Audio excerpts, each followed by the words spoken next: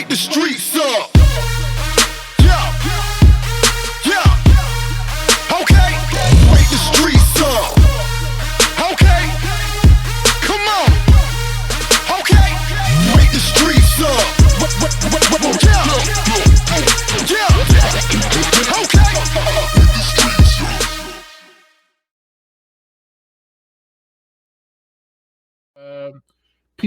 Peter Buck. Peter Buck is actually running for office. I spoke to Peter not so long ago. His question was, could Truth and Reconciliation Commissions be places / process where our citizens can't talk today, where our citizens and Black officers could heal and make progress?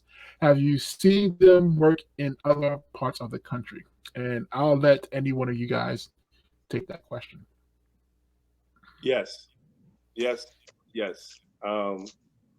My deputy commissioner, first deputy commissioner, Louis Molina, is a big fan of truth and reconciliation through policies and through working with the community. So yes, you know, I mean that's part of the pie in changing the relationship. So yes, I do agree. That's something that can be added. That's something that can be used in working out that relationship with the community.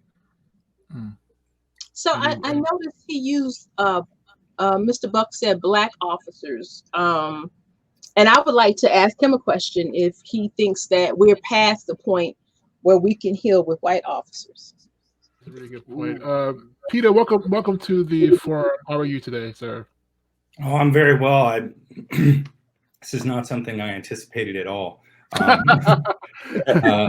I mean, I guess I'll say thank you, and I'm a little bit nervous and maybe even a little bit humbled. The three people who you've brought here, Terry, are telling really moving stories, and I think also providing some really great things for people like me who are running for office or who have served in local and municipal government to really take to heart. And I want to give a shout out to Leslie, who's one of our local organizers as well, who's been asking questions. Right. Leslie asks a lot of questions. Yes, she does. Yeah, she's good. Yeah, I had asked a question about the Truth and Reconciliation Commissions because their work in South Africa, of course, and then my very good friend of mine in high school, her father was killed, murdered by the Ku Klux Klan in Greensboro, North Carolina in 1979. He was there to support the protesters who were working in the textile industry, and I know that in some ways that it's worked well there.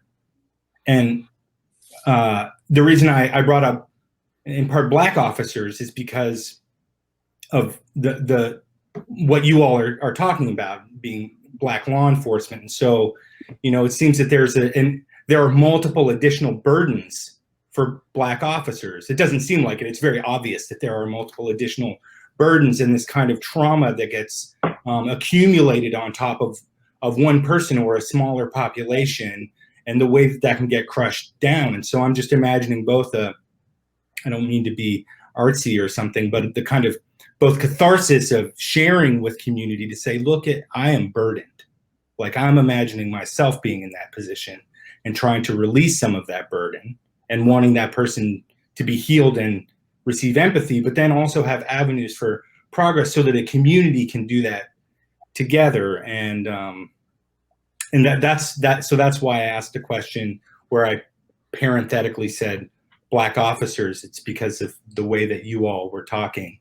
I don't want to say too much more, Sonia, but I hear what you're saying about how some Black folks, including my interns, are like, you know what, I am sick and tired of explaining stuff to white people.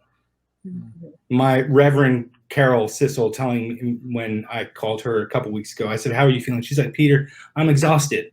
I'm tired of feeling disposable. She's a Black woman, right?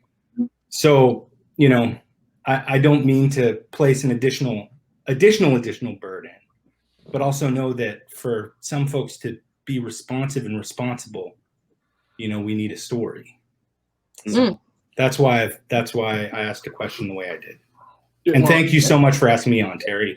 No problem. That's a great point about to be responsive, you need a story. That's really interesting, because the opposite opinion, which I'm playing devil's advocate right now because I understand what you're saying, is that, well, we've been giving you these stories. What have you been doing with the information? Just something to think about. Yeah, nothing. Right. And I want to, like what Sonia's saying, I started in law enforcement in 1990, 30 years on the job. And I joined the National Black Police Association in 1992. And when I got there in 1992, you had brothers like Ron Hampton, you had brothers that had been on the job since 1970. And I'm saying the same thing that they were saying. And from 1970 to 1990, nobody believed what black cops were saying until something that was created called a cell phone. And then people started recording all these incidents, what black cops were saying that was happening. I don't think personally we need to convince white people about anything, right? I think we need to convince black people to come together, because it doesn't make sense how you have black communities all across America that have a all black city council, that have a black mayor, all black school board, right? But a majority white police department and police brutality, and nobody's doing anything. I think, and they have a black commissioner. So I mean, and this is in a lot of cities. This is not, you know, just one city. This is a lot of cities. So I think we have to start convincing black people that we could change the institution where we have power at. And we're still not, we still haven't come to that capacity, because people say, well, how do you have police brutality when you have a black mayor and a black police commissioner? Right? So these are the things we don't have to convince white people. I think we have to convince black people that they need to take charge in their community like every other ethnic group does. I think that's the biggest problem of the struggle. Heather, I'll give you any words on that as well. Yeah, I think a lot of times that things are absolutely black and white. And some of the questions I wanted to SJ Burns, I can connect with you offline as well. You're more than welcome to inbox me anytime. Some of the things that we have in police culture is it's more than black and white. And we have to be honest with that, because there is a culture in law enforcement of being quiet. Now, these officers that get away with murder, sometimes there are black officers that are there. I will never be under the impression or ever leave anyone with the impression that I believe that black officers are the examples of what's right and what is wrong, what is always right. No, because like I said, some of us are monsters as well, because we've seen some of our coworkers murder people. We've seen our coworkers do some of the most unbelievable things. And some of us are too afraid to stand up because we're like, hey, I got to keep this paycheck. I got to keep this roof over my head to pay for my bills. And it's about, what did you take this oath for? You took this oath to protect and serve people. And we lose focus with that. I believe the culture in law enforcement is the main problem. The culture, there are pockets, absolutely. There is racism, there is white supremacy in police departments. There's a culture of officers who actually believe that you can victimize other officers through sexual assault, through physical assault, you name it. We have that as well. The culture in law enforcement is the biggest problem with having, because we have the policies and procedures there. We have the policies and procedures to remove you for whatever reason as an officer. But the problem is the culture gets involved, and that culture eats policies and procedures. It eats it morning, noon, night.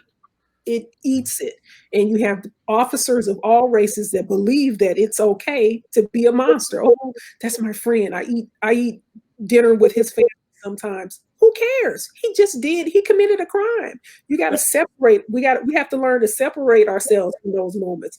Hey, I have to write a document right now that's going to blast our chief. He's my friend. I'm friends with the personnel director. That's my friend. But guess what? He's got to get it. He has to get it. The chief has to get it. The mayor has to get it. The director of public safety has to get it. And guess what? I am under the belief that, hey, if I'm right, I'm right. If I'm wrong, I'm wrong. I'm still going to respect you. I'm still going to accept your phone calls. And I'm expecting you to do the same. But what I want is for you to change it. So I think the culture in law enforcement is the biggest problem. However, there are those subcultures like racist officers, homophobic officers, people that just hate people for whatever reason there is. And those officers of all races and genders, women don't get a pass as well. You know what, Peter, I will also say, I say this all the time, the biggest trick in white supremacy is to convince that the consciousness is solely due to the hue and the color of your skin. And I just did a presentation not so long ago when I said the worst thing a police department could do is hire someone based on the color of their skin, and they might have the consciousness and the awareness of the generational trauma that exists in the community, because they could do more damage. One, because the police department think I did something great, right? I hired someone of color, I'm diversifying my force. But then that person that doesn't have that consciousness, doesn't have that that ability to understand the generational trauma, can now make more damage in that community. So, and that's going along with what Heather was just saying too. Peter, I'm going to let you go. Hold on, Peter. I want to offer you one more thing if I can. And like Heather said, you can reach out to us after the call. But in America, it's not just the police that have this systemic issue of race. If you think about it, that's how America was created and sustained, on systems that depended on the oppression of a whole group of people. Okay, I see law enforcement as the enforcement arm of those systems. And it works very well because of the inequity in power dynamics. The police can go out there and they can do whatever they want. They can even make up stuff, and people can be like, oh my God, is that you can do that? They don't ask permission, or we don't ask permission. I'm almost tired now, but we don't ask permission. We're just like, this is what we want you to do, and you better do it. We're very badge heavy. We've forgotten, we don't have any sense of humanity. And I would contend that the officers that we have been hiring, for the most part, not everyone, but a generalization, is that those are the officers that will sustain all of those systems. They believe in the inequities of education and the financial system and housing. And it may not even be something that they're aware of.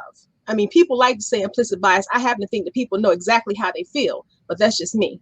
But okay, so that's what we're dealing with. It's not just the police. It's all of the other systems surrounding policing that we're having to deal with, and which are part of this conversation that we're having in the movement in the country today. Well, thank you, Terry, for inviting me into the room, and thank you, Damon and Heather and Sonia, for sharing that with me. And Sonia, just two really quick points. Terry, you said something that reminded me of probably my favorite quotation from Stephen Biko, which is, the most potent weapon in the hand of the oppressor is the mind of the oppressed. And so we become instruments of something more powerful than ourselves, which, to Sonia's point, is that the multiple systems before us have been constructed on Black lives and Black deaths. I'm rereading the book The Color of Law right now, which is about land use regulation and the controlling of where Black folks are allowed to live and be invested in. So, there's a lot of work to be done, but I appreciate it, and I'll follow up with each of you. Thank you, Terry, for just, Thank you. yeah. Thank you for This is great. joining us. All right. See Thank later. you. Bye-bye. All right. Yeah.